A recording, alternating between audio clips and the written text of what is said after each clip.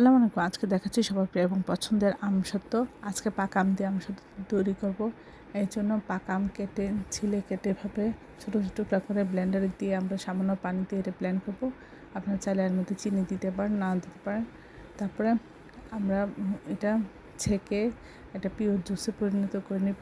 তারপরে আমরা এটা আমসত্ত্ব তৈরি করার জন্য রেডি করব। আমরা এই আমসত্ত্ব তৈরি করার জন্য কিছু মশলা করে নেব। 5 ফোড়ন ভেজে ব্লেন্ড করে নিব এবং এখানে শুকনো মরিচ ব্লেন্ড করে নিলেও ভালো হয়।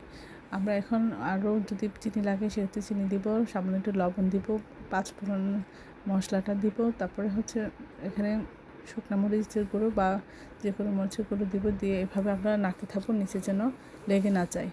এভাবে নাড়তে নাড়তে ঘন হয়ে আসলে তারপর আমরা নামিয়ে রাখবো। এভাবে যেটা পাত্রে দিব সেখানে তেল ব্রাশ করে দিব। আপনারা ছাদে দিতে পারেন বা চুলার নিচে বা ফ্যানের বাতাসে শুকিয়ে নিতে পারেন। তারপরে এটা ছুরি দিয়ে কেটে আমরা ভাজ করে নেব। তাহলে হয়ে যাবে সবার প্রিয় এবং পছন্দের আমসত্ত্ব। এটা ছোটো বড়ো সবাই খুব মজা করে খায়, সবার খুব পছন্দ। আশা করি এই রেসিপিটা একবার হলেও আপনার বাসায় তৈরি করবেন। সবাই আমার চ্যানেলটি লাইক এবং শেয়ার দেবেন, সাবস্ক্রাইব করবেন এবং প্রিয়জনকে বেশি বেশি করে শেয়ার দেবেন। আমার চ্যানেলে সব রকম রান্নার রেসিপি রয়েছে, আশা করি দেবেন।